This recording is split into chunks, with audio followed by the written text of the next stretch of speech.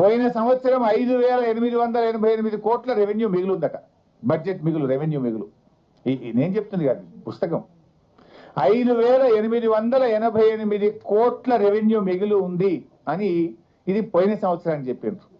ఈ సంవత్సరం బడ్జెట్ లో ఏం చెప్తున్నారంటే 2,738 కోట్ల మిగులు బడ్జెట్ ఉంటుంది, రెవెన్యూ సర్ప్లస్ ఉంటుందని చెప్పి ఇందులో ఈ బడ్జెట్ పుస్తకంలో చెప్పారు. రేవంత్ రెడ్డి ఏమంటాడు, రాష్ట్రం దివాళా తీసింది, ఉద్యోగస్తులకు జీతాలు ఇవ్వండి, డిఏలు ఇవ్వండి, పెన్షన్ రిటైర్మెంట్ డబ్బులు ఇవ్వండి అంటే ఎక్కడ 500 కోట్లు కూడా లేవు, 500 కోట్ల క్యాపిటల్ ఎక్స్పెండిచర్ డబ్బు లేదు అని బయట ఉద్యోగస్తులు అడుగుతారేమో వాళ్ళకు చెప్తాడు.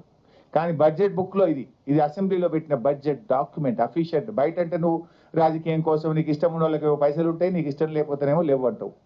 ఇందులో ఏం చెప్తున్నారు, గత సంవత్సరం రెవెన్యూ మిగులు 5,888 కోట్లు, ఈ సంవత్సరం ప్రవేశపెట్టిన బడ్జెట్ లో రెవెన్యూ మిగులు 2,738 కోట్ల మిగులు ఉంటుంది అని మీరు పెట్టిన బడ్జెట్ లో నుంచే నేను మాట్లాడుతున్నాను.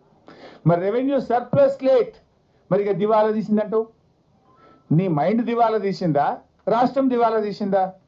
రాష్ట్రం దివాలా తీస్తే బుక్ లో ఉండాలి కదా. మీ ఆలోచన విధానం దివాలా తీసింది.